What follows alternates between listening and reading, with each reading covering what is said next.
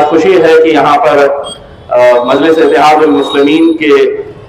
لیے جتنے بھی ہندوستان سے کے الگ الگ راجیوں سے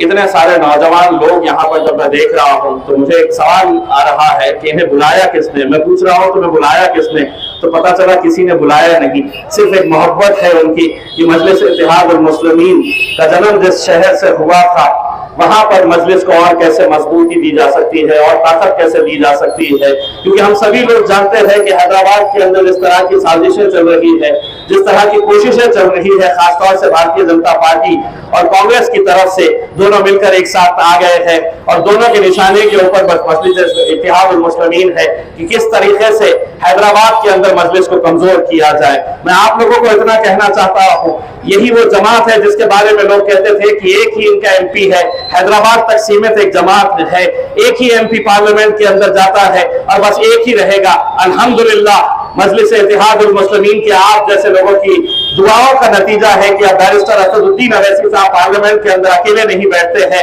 ان کا ایک بھائی امتیاز جلیل بھی وہاں پر جا کر بیٹھتا ہے, اور یہ آپ لوگوں کی دعاؤں کا نتیجہ ہے میرے بھائیوں. کسی نے سوچا نہیں تھا کہ بہار کے اندر بھی ہمارے اتنے سارے ایم ایل اے چن کر آئیں گے, کسی نے سوچا نہیں تھا کہ مہاراشٹر سے بھی ایم ایل اے چن کر آئیں گے. یہ آپ لوگوں کا جنون اور دیوانگی تھی جو آپ لوگوں نے وہاں پر آ کر محنت کیے. لوگوں کو سمجھ میں آیا کہ بیرسٹر اسد الدین اویسی صاحب ایک اکیلا واحد ایک ایسا نیتا ہے, ایک ایسا لیڈر ہے. میں اکثر یہ سوچا کرتا تھا جب میں پارلیمنٹ کے اندر نہیں گیا تھا کہ اسد الدین اویسی صاحب کو یہ ہمت کہاں سے ملتی ہے کہ 300 بھارتیہ جنتا پارٹی کے ایم پیز ایک طرف بیٹھے ہیں, دوسری طرف سے کانگریس کے, آر جے ڈی کے, ایس پی کے, این سی پی کے, پورے آپ کے مخالفین, لیکن اس کے باوجود بھی بیرسٹر اسد الدین اویسی صاحب آپ کی آواز بن کر وہاں پر لڑتے تھے. تو میں یہ سوچتا تھا کہ یہ ہمت انہیں کہاں سے ملتی ہے. جب یہاں آتا ہوں تو مجھے یہ احساس ہوتا ہے, مجھے یہ یقین ہوتا ہے کہ بیرسٹر اسد الدین اویسی صاحب کو یہ ہمت یہاں سے ملتی ہے میرے بھائیوں, آپ لوگوں سے ملتی ہے, کیونکہ آپ لوگوں کی طاقت, آپ لوگوں کی طاقت, آپ لوگوں کی طاقت ہے, آپ لوگوں کی محنت ہے. اگر حیدرآباد ہے تو اورنگ آباد ہے,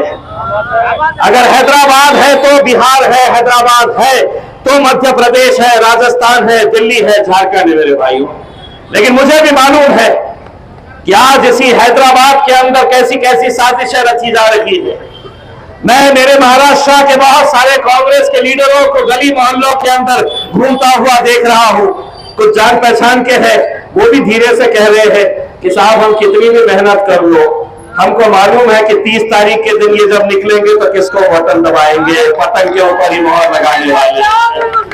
یہ انہی کے لوگ کہہ رہے ہیں جو آج گلی محلوں کے اندر گھوم رہے ہیں, کیونکہ انہیں بھی معلوم ہے یہ عجیب قسم کی قوم ہے, یہ عجیب دیوانگی ہے ان کی مجلس اتحاد المسلمین کی